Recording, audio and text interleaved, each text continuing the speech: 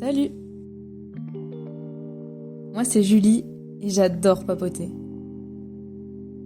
Quelquefois, j'aime tellement la discussion que je suis en train d'avoir avec des amis ou des rencontres que je leur demande carrément de stopper cette discussion, le temps de sortir de quoi enregistrer et go!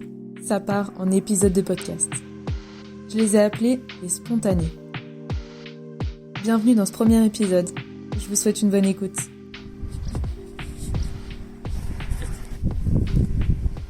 Salut Charlie. Salut Julie. Eh bien, nous sommes de nouveau réunis pour de mauvais tours. Oui. Julie, Charlotte. C'est quoi déjà Jesse, James. Bon, je sais plus.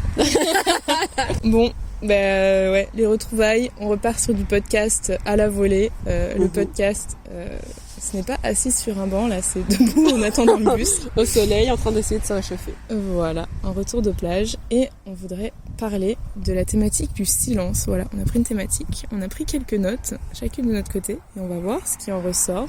Charlotte, je te laisse me partager ta première note. Okay. Alors, moi j'ai écrit que j'avais souvent besoin de silence à un moment donné, et que parfois même je me l'imposais. Genre, petit exemple comme ça, quand je vais à l'école, parce que oui, je suis assistante de langue et donc je vais dans une école. Et donc j'y vais à pied tous les matins. Et j'aime bien m'écouter soit un petit podcast et plus généralement de la musique. Parfois je me dis tiens, je vais faire l'effort de ne pas écouter de musique et de juste écouter la vie. Mais du coup c'est pas vraiment le silence. Mais c'est ce que moi je considère comme le silence parce que c'est pas de la musique que j'ai choisie, mais en fait c'est quand même du bruit. Mais voilà. Est-ce que tu peux répondre sur la thématique ? Ça relie un des points que j'avais noté, à savoir que je pense que j'aurais besoin, moi, de plus de silence dans ma vie. Parce que je pense que je suis tout le temps avec du bruit autour. Je mets souvent des podcasts ou des vidéos YouTube en mode podcast. Et que du coup, ça, c'est un peu relié au fait que je suis tout le temps sur mon téléphone. Et que je pense que décrocher du téléphone engendrerait du silence et que l'un comme l'autre pourrait me faire beaucoup de bien pour que je m'entende penser dans ma tête. Ouais. Genre que j'ai le temps de penser, de réfléchir. Et là, t'as dit un truc qui m'a fait penser.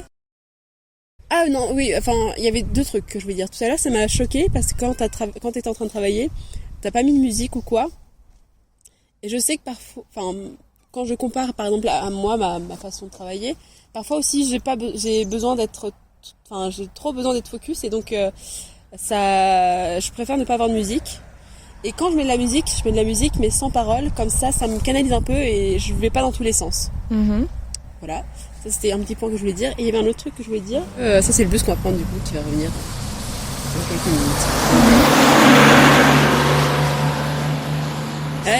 Donc oui, non là je trouvais ça intéressant que on ne veuille, qu'on cherche un peu à fuir. Je sais pas si c'est une recherche de fuite de notre pensée, mais peut-être que là je réfléchis un peu pour moi. Quand j'écoute un truc ou quand je cherche forcément à écouter un truc, c'est parce que j'ai peur un peu de perdre du temps. Alors que c'est pas forcément perdre du temps que d'être seulement avec ses pensées, tu vois. C'est vrai que par exemple quand je fais à manger, genre j'ai toujours envie, même si je me dis allez je me fais vite, genre je fais juste un petit gâteau vite fait en mode je me fais je me fais un gâteau comme ça, j'en aurai pour la semaine, ce dimanche, pas quoi. J'aurais quand même tendance à vouloir mettre une vidéo en parallèle pour m'occuper l'espace. Alors qu'en vrai, je pourrais faire mon gâteau toute seule, tu vois. Et genre en plus, ça irait beaucoup plus vite parce que le temps de réfléchir à trouver ma vidéo, de regarder la vidéo entre temps et tout. Parce que même si je la mets un peu en mode podcast, je vais peut-être jeter un coup d'œil et tout dessus. Je sais que des fois, je me coupe, je me blesse. C'est juste parce que une fois, genre je sais pas, je pense que j'étais fatiguée aussi, mais je me suis coupée à 3 reprises. 3 semaines différentes. Je pense que c'était un peu relié à ça aussi. Ok. Du coup, il y a un peu cette fuite d'être toute seule et je pense que c'est toujours à la fois sur le téléphone pour, je sais pas, regarder si j'ai des messages ou pas, mais alors que je peux forcément répondre vite en plus. Mais aussi pour avoir ce bruit derrière et pas être toute seule entre guillemets, ouais. Ok, et parce que ça te fait peur du coup d'être dans le silence ? Je dirais pas que ça me fait peur, mais ouais, un peu comme toi, j'ai l'impression le fait d'avoir une vidéo en parallèle, je me dis ce moment il est fun, genre en mode je cuisine, mais j'ai envie de faire un autre truc en même temps, j'ai pas envie que cuisiner, genre j'ai envie que le moment il soit cool aussi et que comme comme il y a ma vidéo, mon moment il peut être cool. Alors qu'en vrai, je me souviendrai peut-être moins de ce moment si je me mets la vidéo, parce que du coup, je suis un peu en mode multitâche et j'apprécie pas vraiment le fait de regarder ma vidéo parce que je la regarde pas à fond. Et cuisiner, je cuisine pas vraiment à fond. Et du coup, en plus, ça me saoule parce que je mets 1000 heures des fois à cuisiner parce que je regarde un peu ma vidéo en même temps et je suis pas vraiment efficace. C'est peut-être aussi un peu un syndrome de notre génération tu sais, genre typiquement, on est du genre à ouvrir plein de pages sur Internet parce qu'on a plein de recherches à faire, parce que tiens, on va faire une recherche là-dessus, une recherche ou je sais pas, un truc sur un sujet, après on va ouvrir un autre truc parce qu'on a pensé à ça, puis après voilà. Et ça, j'ai l'impression que c'est un peu notre génération. Genre ma mère, elle me dit tout le temps, tu t'éparpilles un peu partout. Enfin, dans le sens, pas forcément physiquement, mais je veux dire dans ta pensée. Et je lui dis, ouais, c'est vrai. Et quand je regarde un peu autour de moi, au niveau des jeunes, on est un peu...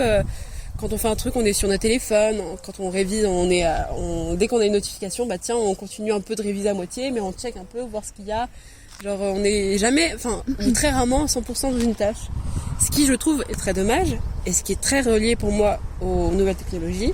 Et c'est pour ça que, pour moi, le silence, je le trouve pas comme une punition ou comme un truc négatif. Je me dis que c'est peut-être pas mal, en fait, le silence, et que justement, quand le silence, l'absence de bruit, de stimuli externes, que je me suis mis moi-même, eh bien, je m'entends plus. Ouais.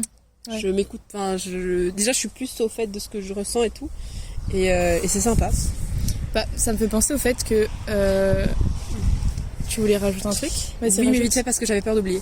Et j'avais eu une discussion justement concernant ça et relié un peu aux nouvelles technologies. On est aussi un peu dans cette société, on consomme tout le temps.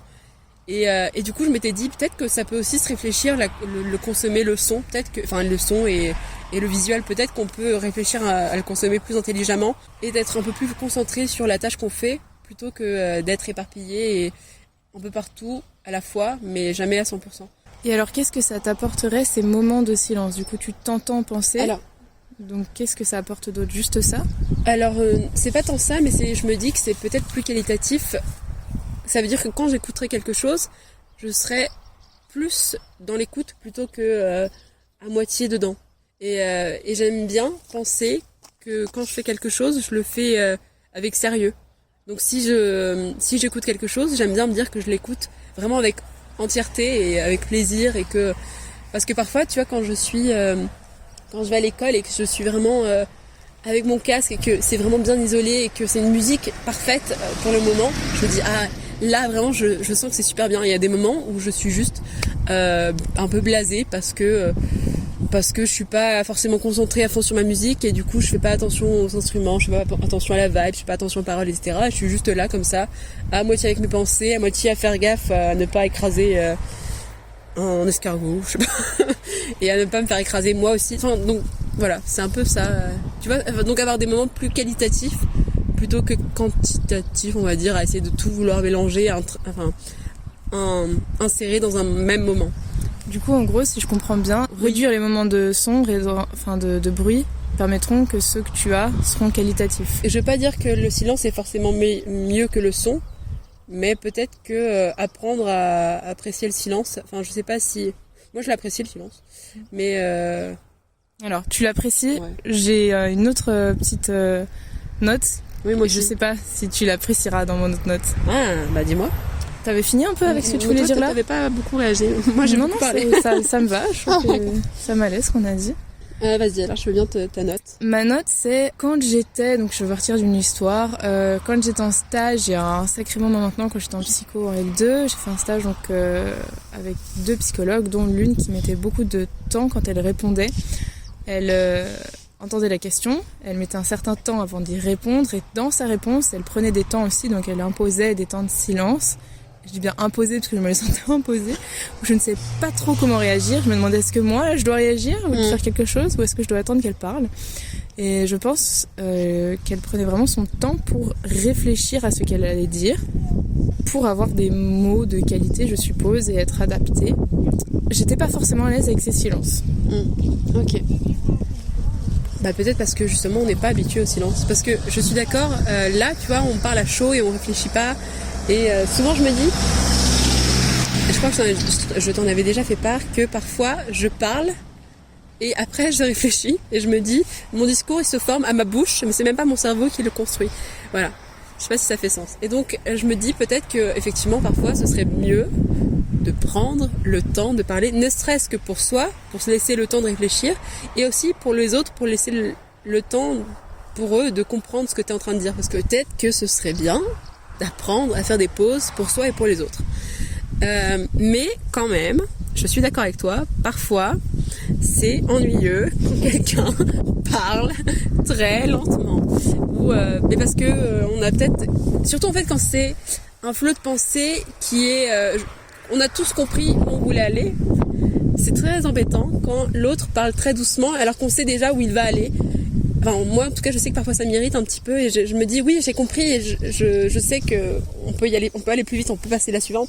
Et parfois ça donne des discussions un peu plus animées, c'est plus simple. Enfin, moi j'apprécie bien quand ça lance un peu des trucs comme ça à la volée et boum.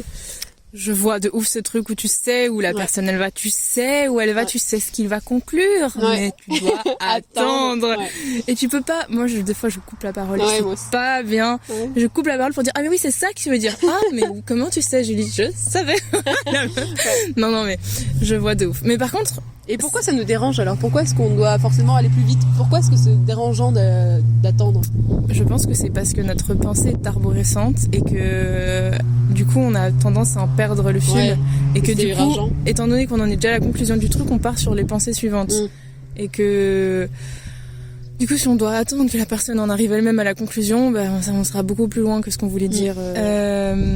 Est-ce que tu peux garder ton idée? Je partage la mienne. De la retenir.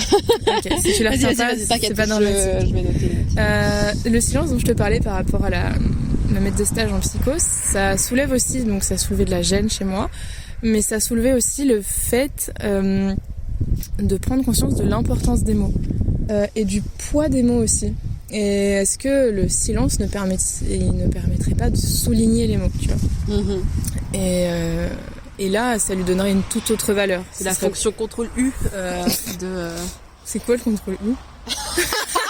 Attends, tu es en train de faire un mémoire, tu sais pas?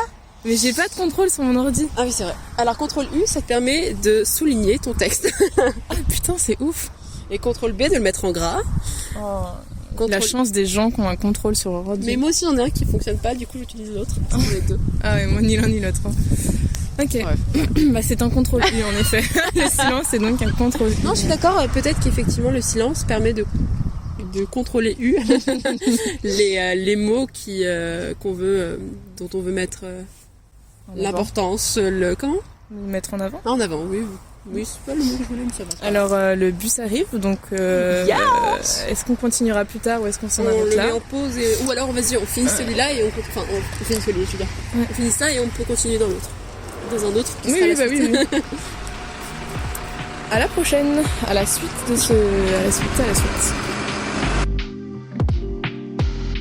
Bon, alors, comme vous devez vous en douter, on n'a clairement pas fini notre podcast dans le bus, c'est un boucan pas possible.